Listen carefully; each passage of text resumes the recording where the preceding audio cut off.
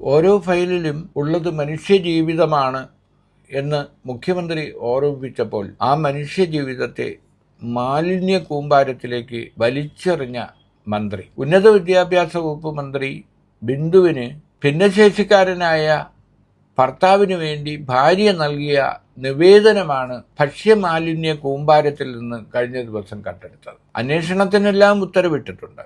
പക്ഷേ ഭിന്നശേഷിക്കാരനായ ഒരാളിനു വേണ്ടി അദ്ദേഹത്തിന് നേരിട്ട് വരാൻ പോലും കഴിയാത്തതുകൊണ്ട് അദ്ദേഹത്തിൻ്റെ ഭാര്യ വകുപ്പ് മന്ത്രിയായ ആർ ബിന്ദുവിനെ നേരിട്ട് കണ്ട് നൽകിയ പരാതിയാണ് ഇത്തരത്തിൽ റോഡരികിൽ ഭക്ഷ്യമാലിന്യത്തിനിടയിൽ നിന്ന് കണ്ടെത്തിയത്. കോതമംഗലം സാങ്കേതിക ജോയിന്റ് രജിസ്ട്രാർ ആയ ഭർത്താവിന് വേണ്ടിയാണ് ഇത്തരത്തിൽ ഒരു അപേക്ഷ ഭാര്യ നൽകിയത്. തിരുവുള്ളക്കാവ് പാറക്കോവിൽ റോഡിലാണ് മാലിന്യ കൂമ്പാരത്തിൽ നിന്ന് ഈ അപേക്ഷ കണ്ടെത്തിയത്. നിയമസഭയിലും മാധ്യമങ്ങളിലുമെല്ലാം ഇത് വലിയ വാർത്തയായപ്പോൾ ഇക്കാര്യം പരിശോധിക്കും, നടപടിയെടുക്കും എന്നെല്ലാം മന്ത്രി പ്രതികരിച്ചിട്ടുണ്ട്. പഞ്ചായത്താകട്ടെ 10,000 രൂപ ഈ മാലിന്യം റോഡരികിൽ തട്ടിയ ആളിന് പിഴ ചുമത്തിയിട്ടുണ്ട്.